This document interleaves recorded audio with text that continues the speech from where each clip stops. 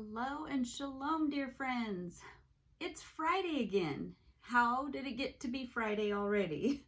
This has been another fast week, even though we have been under quarantine, and you think it would go slow, but no, every time I turn around, it's like Friday and another week's gone. My goodness, time is flying. Well, welcome to Friday. Welcome to almost the weekend. Grab your cup of coffee, tea, whatever your favorite beverage is, and grab your Bible and join me. I love hanging out with you guys, reading the Word of God, and today is pretty exciting, but next week is even more exciting. So today we're going to finish up a couple small little passages right before we end up going to the Sermon on the Mount, and we're going to break up things like the Beatitudes and let's see. Oh, he talks about everything from an eye to an eye to what to do about oaths, divorce, how to help the needy, loving your enemies. What we're walking into right after this is beginning to do Jesus's teachings, which if you've ever even thought, you're not quite sure about the church, or you're not quite sure about Christians, but you think maybe Jesus is pretty cool. Stay and hang around the Gospels and learn who Jesus is, because he is pretty cool. And I guarantee, and so you're going to fall in love with Jesus because of his compassion, because of his love, because he is direct. And, he just tells people like it is. So we're going to go through his teachings, which are going to get really exciting. So today we're actually going to talk about the crowds, and he's going to appoint the 12 disciples. So what a disciple is just a student, somebody who's kind of following somebody to learn from them. And so a disciple was a student of, say, a rabbi. So many, John the Baptist had disciples. All the rabbis of the time, they all had disciples. And people would just kind of follow them around and learn from them. And Jesus ended up with a lot of disciples, not just the 12. He had crowds following him, and then he had some that were very devout. So we're going to see that how he ends up just pulling out the 12, and that's pretty exciting. So what we'll do is we are going to just read 3 little passages, really easy, and they are Matthew 12, 15 through 21, Mark 3, 7 through 19, Luke 6, 12 through 19. I'll put those up on the screen right now. You can pause and grab your Bible, mark yourself those spots in those. I use these little tabs, and I'll just put like little spots. And then I'll be also reading out of the Bible that it's an NIV version. Both of these are, but this one just puts them chronologically. So I have them all on one page here, but in my other Bible, I've got to tag them. So I'll let you do that, and I'll see you in a minute.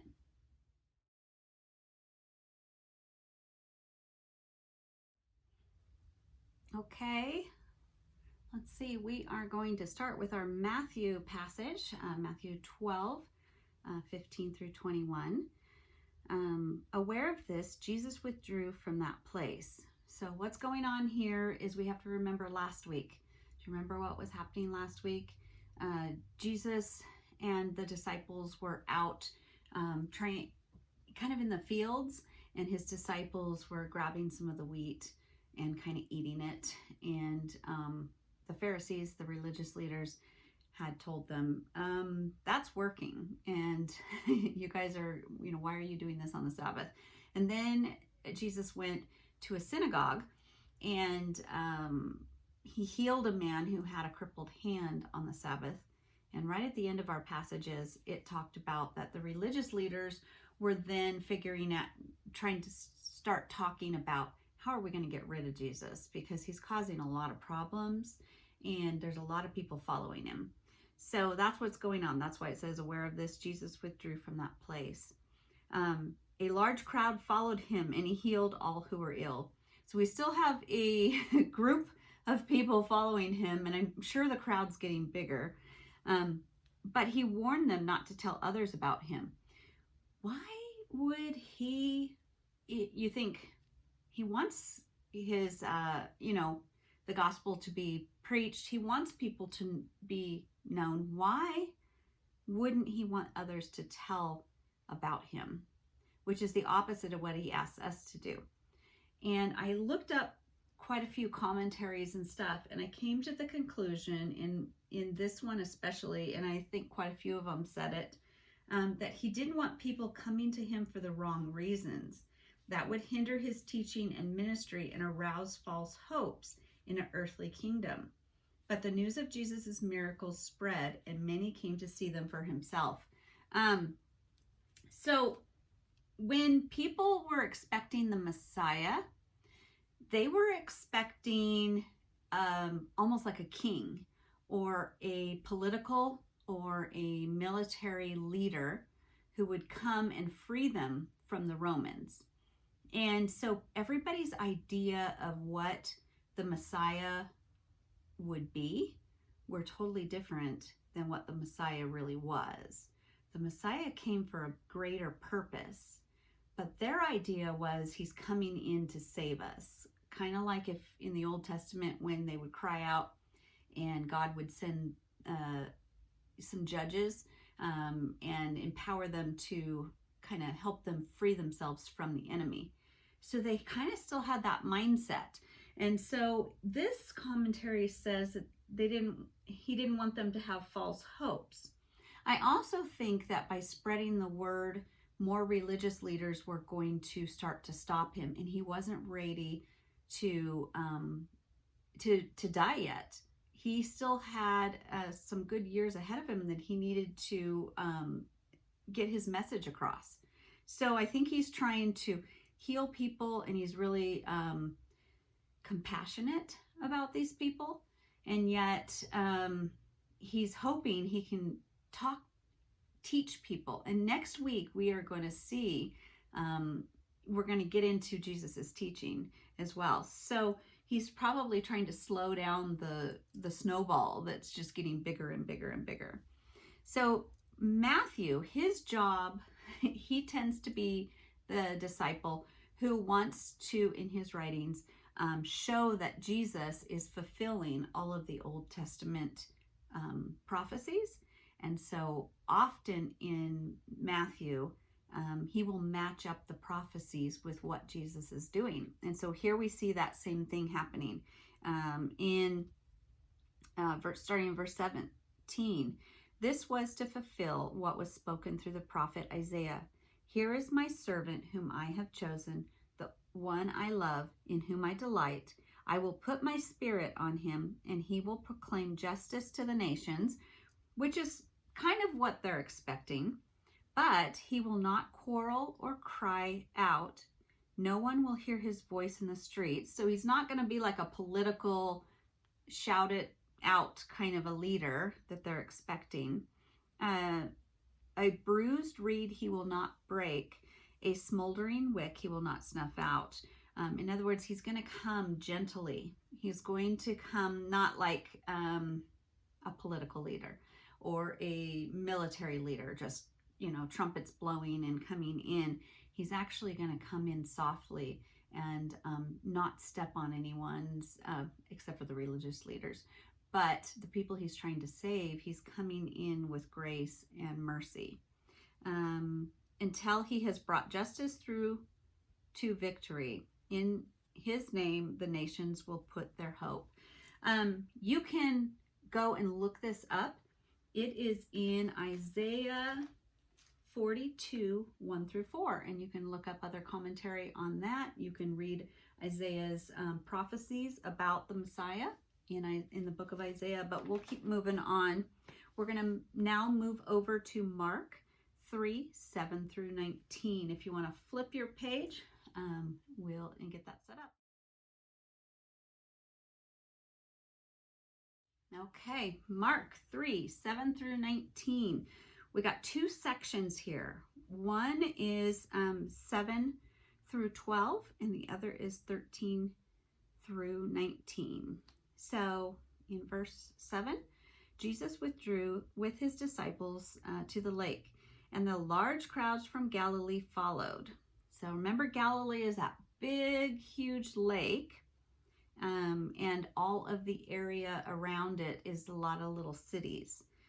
When they heard about all he was doing, many people came to him from Judea, Jerusalem, Idumea. I'm not sure what that is, and I actually looked it up, and it was strange videos. I'm not even sure they had anything to do with this spot, but I had never heard that before. And the regions across the Jordan around Tyre and Sidon. So what they're saying is, Mark is just showing how these crowds that were all around Galilee, they're not just locals. The word has spread really far, and they are coming from all over. I mean, even some areas that are not part of Israel, like farther, the Gentiles are even coming over. Because the crowd, he told his disciples to have a small boat ready for him to keep the people from crowding him. For he had healed so many, so that those with diseases were pushing forward to touch him. Whenever an impure spirit saw him, they fell down before him and cried out, "You are the Son of God." But he gave them strict orders not to tell others about him. Here we are again. He is now not just the people he's healing, but the evil spirits. So there are some people possessed, and the evil spirits in them are coming out, and he is telling them, don't tell who I am, or he's quieting them down in some ways. He probably had power over that. So even the evil spirits knew who he was. The evil spirits knew exactly that he was Christ, the Messiah. But Jesus is like, I'm going to cast you out, but you better be quiet. Because once again, he's trying to extend his ministry. He doesn't want this all happening all at once. And he's also, I think, hoping that people come to him for the right reasons.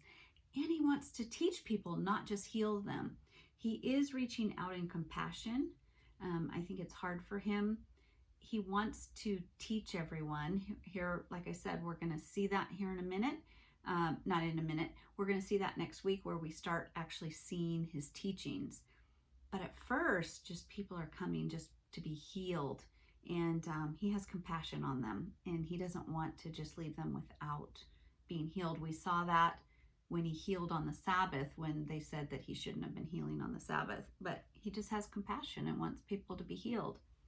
So now let's do verse 13.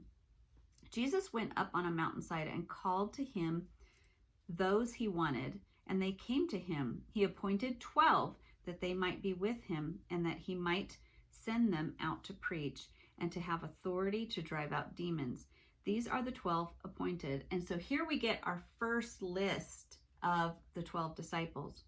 Simon, whom he gave the name Peter. So sometimes we see him called Simon, and sometimes we see him called Peter. Then we have James, the son of Zebedee, and his brother John. To them he gave the names Boangers, which means sons of thunder. These two are called sons of thunder. I wonder what nickname Jesus would give us if he came down. He obviously is really good at giving nicknames.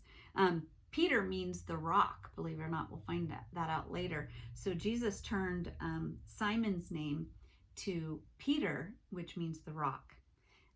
Andrew, Philip, Bartholomew, Matthew, Thomas, James, and the son of Alphaeus, Thaddeus, Simon, the Zealot. There's another Simon. Simon is one of the most popular names, so that every time they name somebody named Simon, they have to give them like a secondary name, so you know. And Judas Iscariot, who betrayed him. So there's your 12 disciples, and for the first time. This is a quick, this week is a quick study. We're going to do this one, and then I want you to see in Luke, we're going to flip over, if you will, to Luke 12 through 19. I'll let you go ahead and do that right now.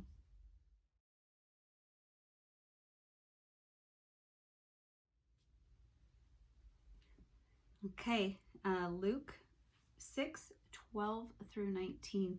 The reason I wanted you to flip over there is because it also has the 12 disciples listed right away.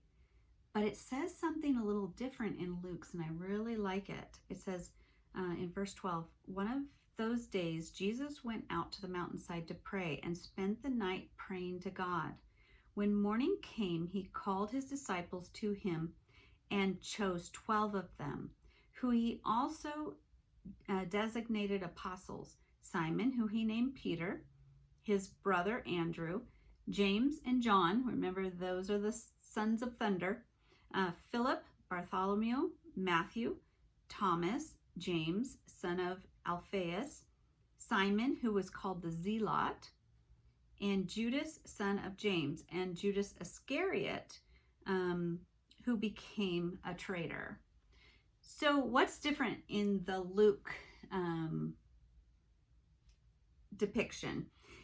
It is actually the first sentence, actually the second, first and second. It's verse 12 and 13. One of those days, Jesus went out to the mountainside to pray and spent the night praying to God. When morning came, he called his disciples. Okay, so every single time Jesus has something big that he's going to do, a big decision, a big moment, he spends the night in prayer. We're going to see when he goes to the cross the night before, he spends it in prayer. When he's going to make a move and leave a city, often he goes into prayer. And this one, it even says he prayed all night. So I wonder if that was a hard decision for Jesus to pick out, of all the people following him, to pick out the 12, or did he want to just make sure he had it right with God? Okay, are these the 12 you want me to choose? Did he hash through the thing knowing that Judas Iscariot would be the one to betray him? Did he, I'm sure he knew that. I'm sure he had a long conversation. I don't like that guy. Do I have to put him as one of my disciples? Are you sure, Lord? Are you sure, God? He probably hashed through some of that. When's the last time you had a night where you tossed and turned and prayed and stayed in God's presence, just, petitioning him and praying? Ironically, on Tuesday, I just talked about petitioning and praying, what the difference is. And so I think he did a little bit of everything. I think that night he wanted to spend time with his Father. I think he wanted to get directions. I think he might have done a little bit of not complaining, because I don't think Jesus complained, but a little bit of bargaining, like, oh, there's these other guys I really would like to be part of my team. Are you sure this motley crew? Jesus knew, though, right at the beginning which ones he was going to choose, and he did choose a motley crew. We have Peter, who I just love Peter. He's kind of I feel like he has a little ADHD. He's compulsive. He he thinks and he speaks. I mean, he barely thinks. He speaks before he thinks. And for James and John to have, the name Son of Thunder, I would have liked to see them a little bit closer up. It's nice to see Matthew in here, who wrote the book of Matthew. Thomas, we'll later find out as Doubting Thomas, but we're going to get to know these guys. But Jesus spent time in prayer before that big decision. So that was a really good find in that. Now let's go to blessings and woes. We're going to finish Luke 6, starting in verse 17. He went down with them and stood on a level place. A large crowd of his disciples was there, and a great number of people from all over Judea, Jerusalem, and from the coastal region of Tyre and Sidon, which is the same thing that Mark had said, who had come to hear him and be healed of their diseases. Those troubled by impure spirits were cured, and the people all tried to touch him because the power was coming from him and healing them all. So he didn't even have to turn around and heal them. He had so much power in him that people were just reaching out and touching him and getting healed. That's a lot of power in a human body. You have to remember, this is God, but he's come down as a human. He's got all of this in a human body. So pretty exciting times. And that was quick and easy this week. Not much to study there, but I wanted to finish that little section up before we jump into the Sermon on the Mount, and the Beatitudes is what we're going to do next week. We're going to start to see Jesus' actual teaching. We're going to see who he is, what he stands for, and I'm excited to dig in. So until next Friday, or the next video, whichever comes first, we will see you later. Have a wonderful weekend, a wonderful Friday if you're watching on Friday, and we will see you in the next video. Shalom, my dear friends. Have a wonderful day.